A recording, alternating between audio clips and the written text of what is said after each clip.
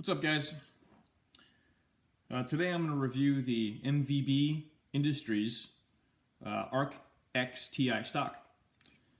This is a PDW stock, so personal defense weapon, and you can see it's a lot like the Maximum Defense or the Troy, where it uses a rail system to collapse and extend. I started off looking for a way to get this SBR as short as possible while still being able to function when it was collapsed. So I started off with one of the law folding adapters, which is great. Man, I could put my 9-inch SBR 300 blackout in a Rush 24 511 backpack, fully loaded.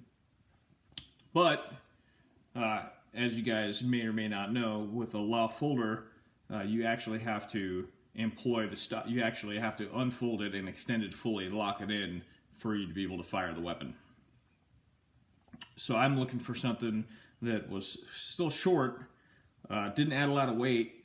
Like the law folder adds quite a bit of weight, and it's around 2 inches long, which at what point you also have to add a standard buffer tube and buffer system, and it's got a little plug that you need to insert in the BCG. So it adds quite a bit of weight for what you gain, which again is great for packing, putting in a trunk, in a backpack.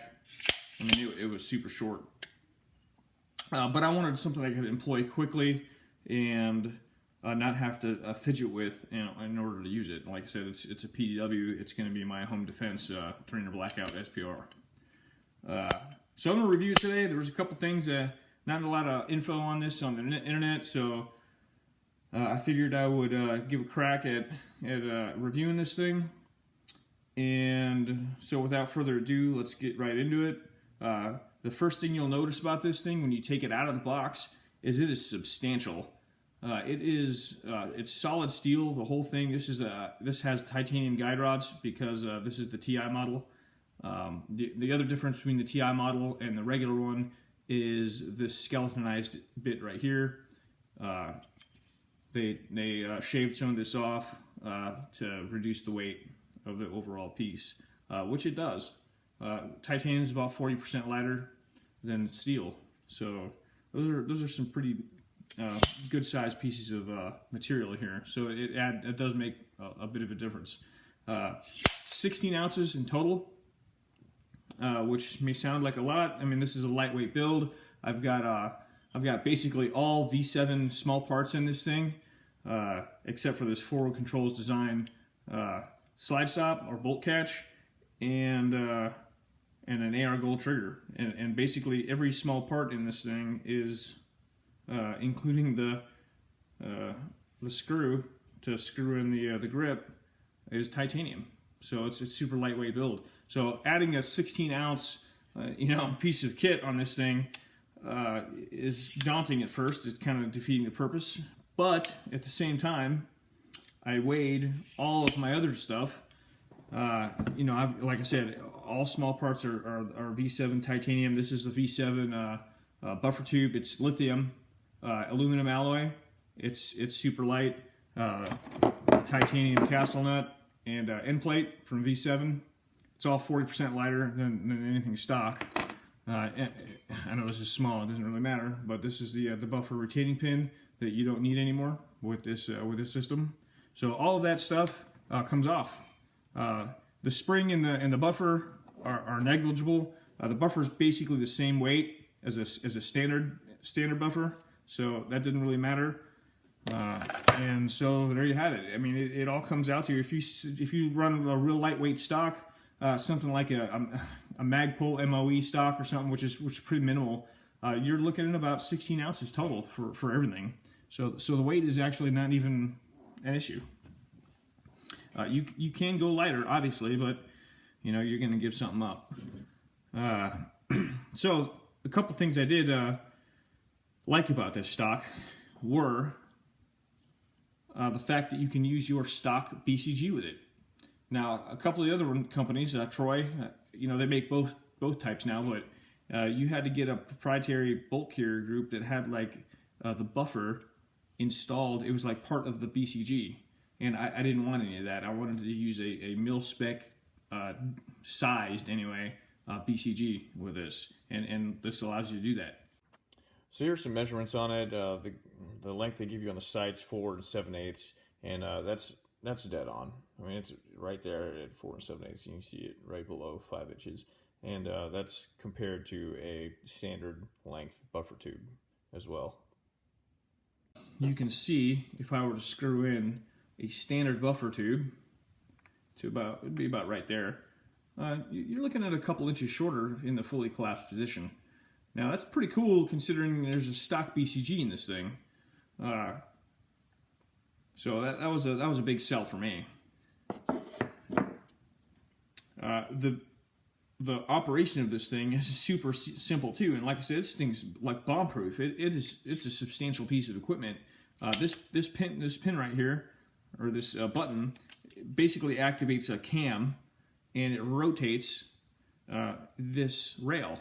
So that allows it to lock into place. So when you hit it, it unlocks, and you can select any one of 5 positions for it to lock into.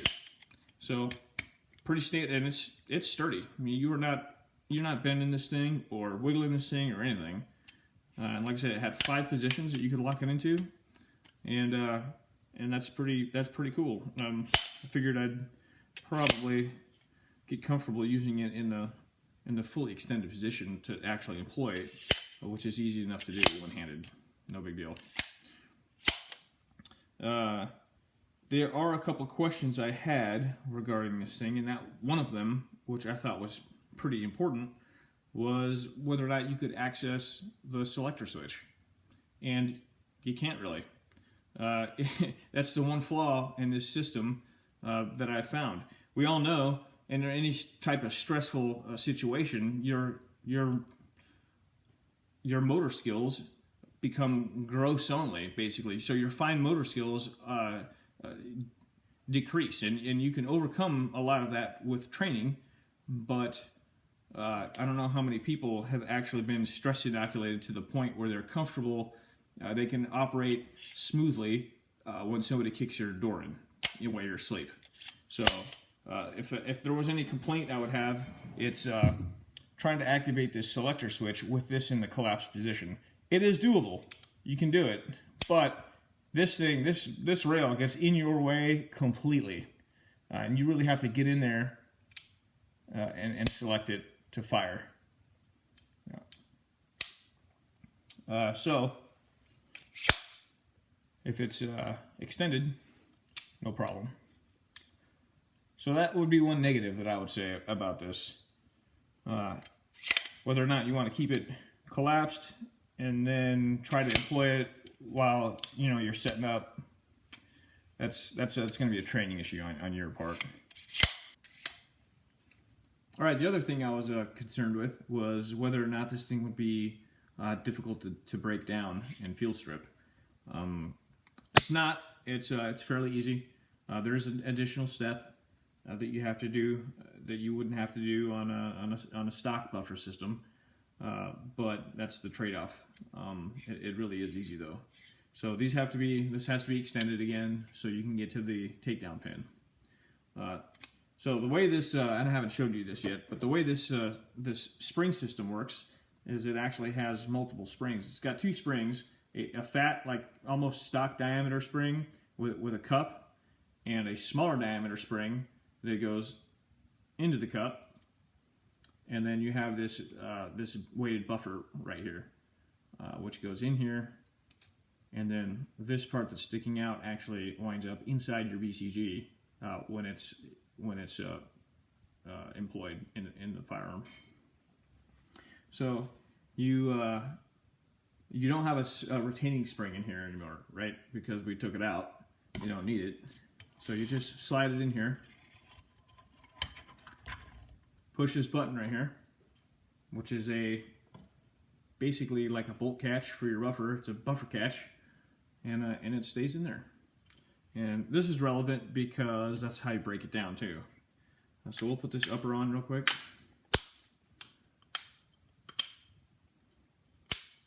and we're ready to go. So in order to get this to employ, you just charge it like normal, and that buffer system is now free, and it's inside your BCG, and it operates exactly like a normal one. It even feels the same.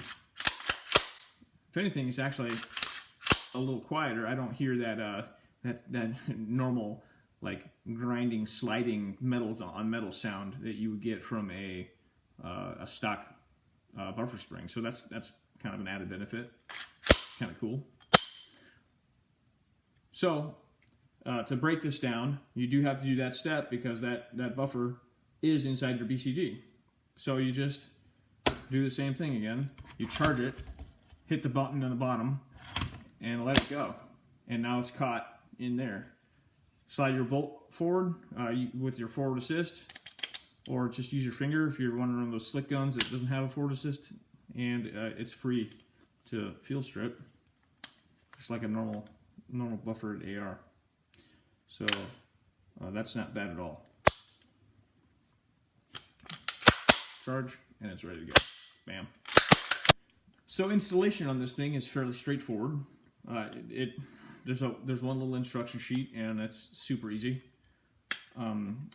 This buffer tube is actually in two parts. This is a tube, and then this is a tube that actually attaches as well. This is where you get your tension from. This one you just screw into your lower receiver extension until it's almost flush, and then you back it out because there's a channel that runs underneath here that this button lines up with. So this is going to be loose. You then put the rest of the stock, slide it on there. I have this Aero Precision M4E1 lower actually has the hole for this detent pin threaded and tapped, I guess. So I have a set screw that uses the detent spring that's in here. You just clip a little bit off of it, about the same length as the set screw, which is I think a 440 screw. It's tiny. It's tiny, and you screw that in, and you can take whatever buffer or end plate off, and you will never have another spring or detent fly out of here or get bent up when you're trying to screw it in ever again. It just stays in there. It's a mod I highly recommend. You can do it on any lower. You just have to tap it if it doesn't come already tapped. A lot of them do now. But I digress. So the next part, after you slide this on, is this kind of built-in castle nut tube, part of the extensions, but it's all built in. And if there was another complaint I had about this system, it would be here. They recommend that you use a 3-point spanner wrench, which is a standard wrench that I have used on every AR I've ever built in my life. And they all, it's basically all the standard castle nuts are the same. They're squared off. They're the correct distance from each other. But I guess MVB, since it says in the instructions, has their own like proprietary one. And I didn't even see it when I was on their site, but it's pretty apparent when you try to use this thing, because they're spaced out too far and they're rounded. Every one of these is rounded, and they don't quite line up. So you put your spanner wrench on there and line it up with the teeth, and you can see that I've got movement. That's actually fully inserted, and I've got that much movement in there, which, as soon as I cranked on it, it says 5-10 pounds if you're using one of these. It's slipped, and now I got a nice gash in the finish. So, yay. Not really happy about it. It says that you can use their proprietary one and get to like 30 pounds or something. Is 5 to 10 pounds enough on this to tighten it down? I would think not. I mean, you're talking, you're cranking down on a regular castle nut pretty hard, and then you're staking it as well. And there's no staking in this at all. So, food for thought. You might want to get their proprietary wrench. why they don't throw it in. This is $411 piece of equipment for the titanium one anyway. And, you know, a lot of handguards even in the $200-300 range come with their own little, you know, like the BCM barrel nut that comes with the key mod rail. It comes with its own little spanner wrench thing. So I don't know why they didn't throw it in. So MVB, if you're listening, it might be a good idea to spend another $5 and manufacture one and throw it in, because is it a huge deal that the finish is scraped off? It just kind of pissed me off a little bit. And partially my fault, I guess, a little bit, but this kind of leads you to believe that it's a standard capsule nut size, and it's not. It's a little smaller. So, in conclusion, as far as PDW stocks go, I'm really happy with this. It's purpose built. I mean, it's supposed to be shorter, and if you're wanting something this compact, there's going to be inherent, I'm not going to say flaws, that you're going to have to accept. I mean, this rail system does interfere with a safety selector. So this is going to be a training issue for me. I'm just going to have to either get really good at the selector as is, or I'm going to have to extend it. And then it's easy. So I'm going to train with it like you should with all your stuff, and come up with a final decision at that point. I also have to shoot it suppressed, unsuppressed, subsonic, supersonic, to make sure that, you know, this cycles and does its job. That's the one thing I'm oddly not worried about. I think it's going to be fine, because it feels just like a standard stock buffer system without the grating sound. Like, I don't hear the spring. It almost sounds like that JP sound capture spring.